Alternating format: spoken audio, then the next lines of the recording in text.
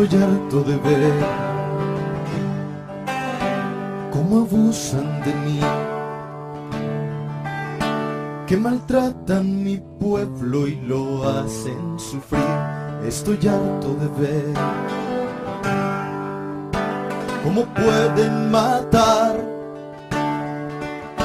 a los niños maestros en esta ciudad.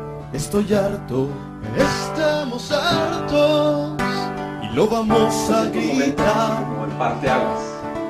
Bueno, pues tiene que ver con la globalización, tiene que ver con la inserción en el Tratado de Libre Comercio, el cambio también político que se da en la conducción de la República Mexicana.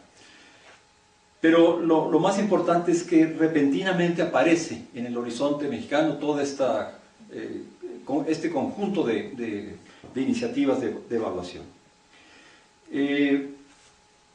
Estas iniciativas de evaluación tuvieron un antecedente que me parece muy significativo.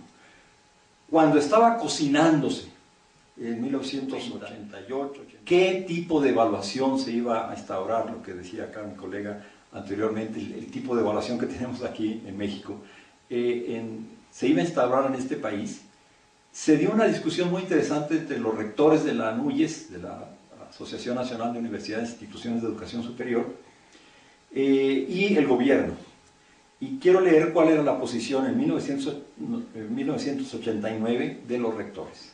Decían: es importante que sean entonces los propios actores institucionales quienes lleven a cabo el proceso de evaluación, ya que les concierne y afecta en su ámbito propio de actividades, y dado que son ellos quienes efectivamente pueden hacer mayores esfuerzos para efectuar cambios cualitativos, para que no quede como algo externo. Entonces se dio un debate muy importante respecto a si la evaluación debería concebirse como un proceso al interior de las escuelas, instituciones, o como un proceso de evaluación desde fuera, externo a las instituciones. Y eso, la manera como se resolvió, marcó el desarrollo posterior de la evaluación en México. Porque claramente se inclinó la balanza a favor de que se creara toda esta estructura de evaluación, este aparato de evaluación externo a las instituciones. Ese fue un elemento muy importante. El otro elemento muy importante es que la evaluación se unió de manera profunda a la cuestión de la calidad. Evaluamos porque queremos tener calidad. Evaluar significa avanzar a la calidad. Estos dos factores, externalidad y calidad, jugaron un papel muy importante en el planteamiento, como se dio el planteamiento de la evaluación en México. El resultado lo vimos y lo estamos viendo en este momento. Estamos hablando de escuelas, con programas como de escuelas de calidad que han sido evaluadas. Estamos hablando de cientos de universidades que han sido evaluadas también, miles de programas de estudio. Estamos hablando de más de 1,5 millones de docentes de nivel básico, de nivel medio superior y de nivel superior, que son objeto de evaluaciones. Y estamos hablando de la aplicación también de evaluaciones desde el exterior. El caso más evidente es el de PISA, la evaluación desde la Organización para la Cooperación y Desarrollo Económico. Todo este esfuerzo de evaluación, 22, 23 años después, y en esto coinciden muchos autores, no ha generado el cambio profundo en la calidad en la educación mexicana. Hoy el sistema educativo, lo dicen los profesores, lo dicen las autoridades gubernamentales, lo dicen los empresarios, lo dice la OCDE con sus rankings, está en una situación desastrosa, después de 20 y tantos años de evaluación. Claramente se percibe que la evaluación no ha cumplido con el propósito fundamental, que es de mejorar. El gobierno de Salinas de Gortari llamó a las cúpulas empresariales, Coparmex, Concanaco, Conacintra, etc., para firmar un acuerdo donde, entre otras cosas importantes, se derivaba que los empresarios tendrían a su cargo, junto con funcionarios públicos, la dirección de casi un centenar de universidades públicas, las llamadas universidades tecnológicas. Pero además, en esos meses, implícitamente se aceptaron los puntos más importantes de la agenda que el sector empresarial había publicado en 1988. descentralización de la educación, modificación del artículo 3º constitucional para dar paso a la educación privada, revisión conjunta a empresarios, autoridades educativas de planes y programas de estudio e investigación, recuperación de los valores religiosos, destierro de la ideología de clases sociales en conflicto, etc. La decisiva participación empresarial en la educación se institucionalizó todavía más a partir de que en 1994 entró en vigencia el acuerdo comercial trinacional propiciado por las cúpulas empresariales mexicanas, quienes presionaron para ese acuerdo, y grandes corporativos internacionales. Para ese propósito, el Tratado de Libre Comercio se redefine, en el Tratado de Libre Comercio se redefine a la educación como una mercancía bajo la acepción de servicio.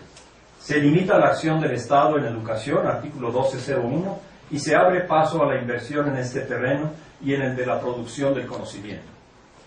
Las grandes cúpulas empresariales nacionales y corporaciones internacionales se convirtieron así en el nuevo y muy directo coprotagonista de los cambios en educación, y en consecuencia se generó un profundo cambio también en el sustrato ideológico, político, emocional del que se nutre la educación. No encontré mejor palabra.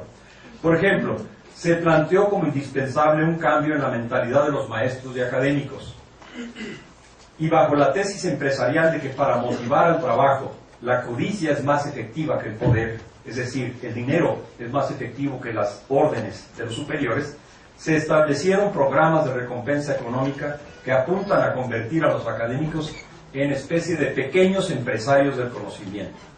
El trabajo educativo, hasta sus mínimos detalles, ya no vale por sí mismo, ni por el compromiso que significa con el conocimiento y con el derecho a la educación de los jóvenes estudiantes, sino más bien vale como medio para lograr una recompensa económica.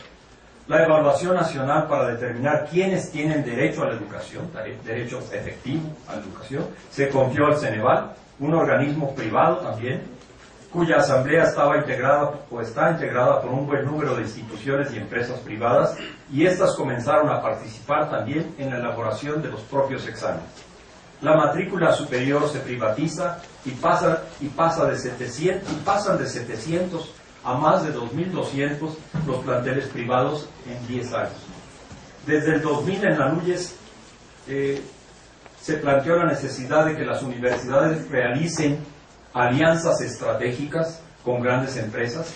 Se crea la función universitaria de vinculación con corporaciones, ciudades del conocimiento, universidad de industria, y a los empresarios se les integra en la Coordinación Nacional para la Educación Superior, la COMPES, órgano encargado de elaborar el Plan Nacional de Educación Superior, y la ANUYES. Y la ANUYES propone restringir la matrícula sobre todo en las instituciones públicas. Se fortalece además la venta de servicios y la educación continua, y el posgrado se convierte en una próspera industria.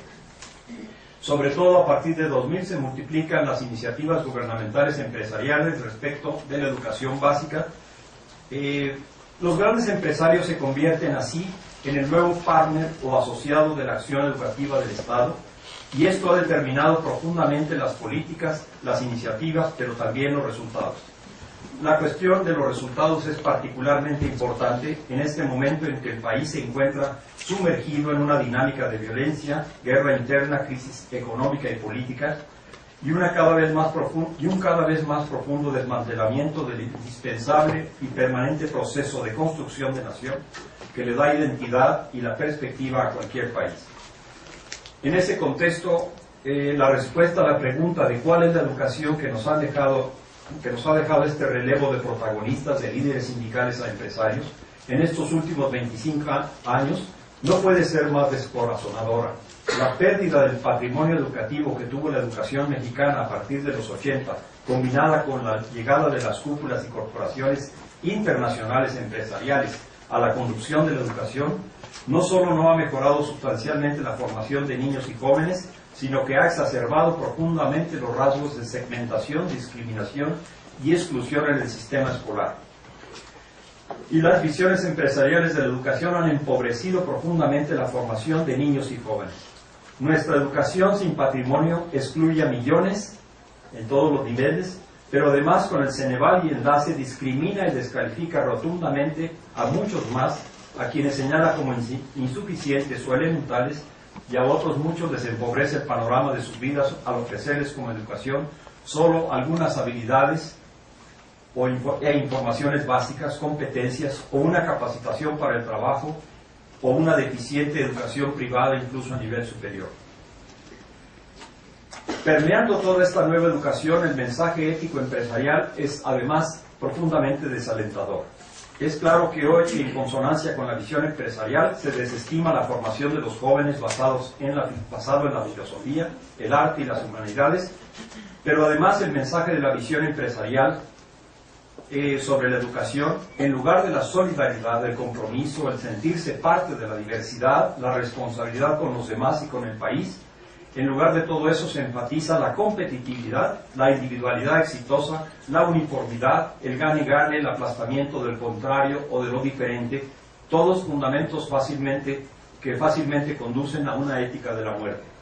Como consecuencia, la educación actual no solo es notablemente incapaz de enfrentar el fenómeno cultural educativo de la industria del narcotráfico, de la violencia y de la guerra, sino que se ha convertido en un factor que alimenta y exacerba la actual situación con generaciones de millones de niños y jóvenes a quienes rechaza o descalifica. Es claro que hoy, en consonancia con la visión empresarial, existe también terribles condiciones de pobreza, desigualdad, que son poderosas fuerzas sociales contra las cuales las opciones morales pueden muy poco. Se puede decir que se ha preparado una combinación terrible para el futuro del país. Y en esa combinación, esta nueva educación está presente. De ahí que la reflexión sobre los actores de la educación necesariamente tiene que llegar también a otro terreno, el de la urgente discusión sobre el reemplazo, sobre quiénes deben ser los actores fundamentales de nuestra educación nacional, cuál debe ser el contexto que debemos crear y cuáles las políticas e iniciativas concretas para construir un país distinto. Líderes sindicales, pero también empresarios asociados al Estado, han fracasado en la tarea de ofrecer levantarte. Oaxaca, vamos a luchar por la educación, por un mundo mejor, por la libertad. Oaxaca, debes de levantarte. Oaxaca, vamos a luchar por un mundo mejor, por los niños, la paz, por la humanidad. Oaxaca, debes de levantarte. Oaxaca, vamos a luchar por los niños, la paz, por la humanidad, por tu libertad.